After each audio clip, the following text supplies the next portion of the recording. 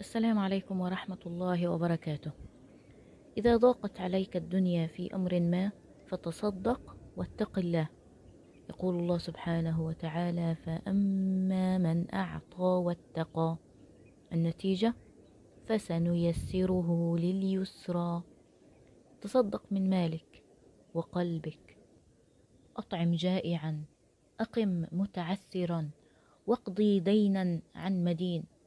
مع العلم أن الصدقة ليست أموال فقط، فجبر الخاطر صدقة، إزالة دمعة صدقة، المسح على قلوب المكسورين صدقة.